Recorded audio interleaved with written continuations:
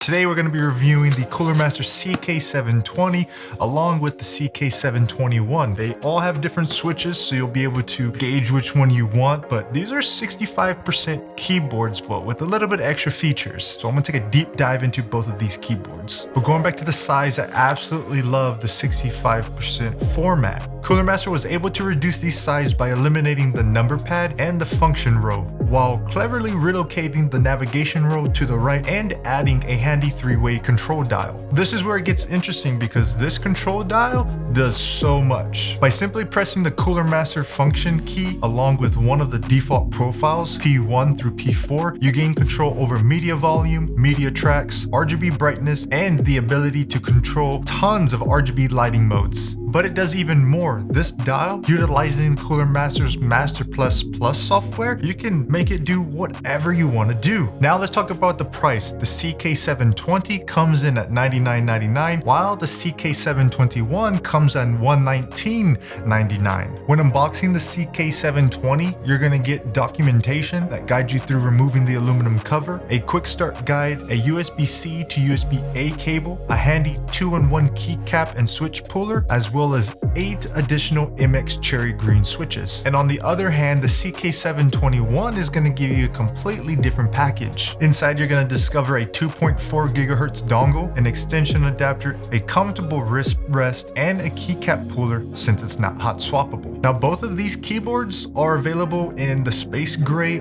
or the white, and they are also available with multiple options of keycaps. However, the CK720 boasts the premium PBT double shot keycaps, while the CK721 comes with ABS keycaps. Now, for those of you who are unfamiliar about these keycaps, let me just explain a few key details. PBT keycaps offer superior construction and durability, maintaining their textured surface for longer periods and resisting grease buildup. Due to their thicker composition, they also tend to produce a more satisfying and pronounced sound. Underneath the keycaps of both models lies the 16.7 million color RGB backlighting. Now, it sets these keyboards apart as their onboard memory, but with the Cooler software, the possibilities become endless. Key mapping, setting macros, creating custom profiles, and fine-tuning the RGB lighting can all be done pretty simple. I do want to say that the 720 is a whole lot heavier than the 721.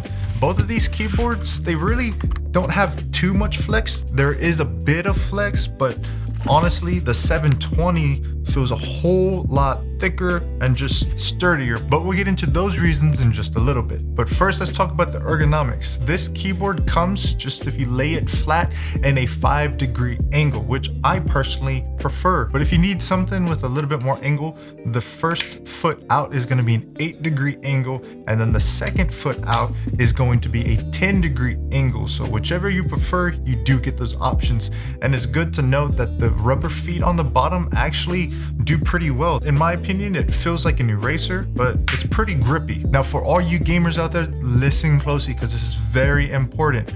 Both of these keyboards offer a 1 millisecond response time. However, if you're using the Bluetooth, that's going to be 8 milliseconds response, something you don't want to use. So if you do decide to go with the wireless CK721, make sure it's going to be in the 2.4 gigahertz and not the Bluetooth, which is why they give you the dongle. But it's safe to say that this keyboard lasts 73 hours if you do not have any RGB on. But now let's disassemble these so you can see what's actually even more different about both of these keyboards. Removing the top plate is a breeze. Simply remove 11 keycaps, open the side door, press the lever, and effortlessly slide off the top plate. Taking a peek under the CK721, you'll find TTC mechanical switches available in red, blue, or brown variants. Now, the specific model that I have reds. I do have an extra one that have blues, so we're gonna hear a sound comparison between a clicky and a linear switch. Now, apart from the white base plate that conveniently reflects the RGB lighting and the minor presence of grease on the stabilizers, there isn't much else to explore on the 721. So let's dive in and see how the red linear switches sound and the clicky blue switches sound.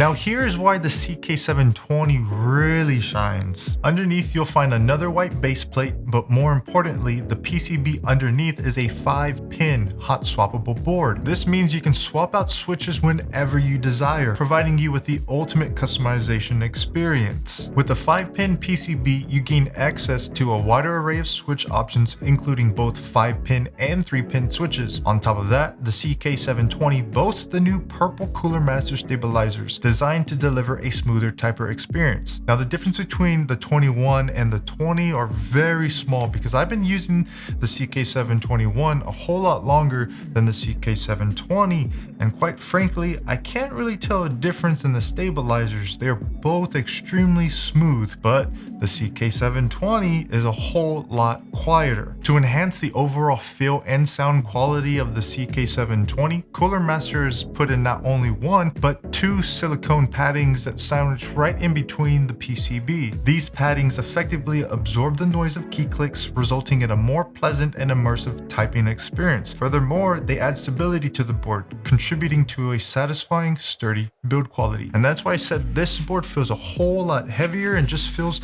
a little bit more secure than the 721. It's also good to know that the CK720 comes with the Kale Box V2 switches. This specific one has white switches, but they also have reds and browns depending if you want to go linear or you want to go clicky or tactile. But we all know we don't go tactile. Now, without further ado, we're going to take a listen to the CK720. We'll put in the immixture green switches as well so you can hear, and then we'll compare again to see how they sound versus each other.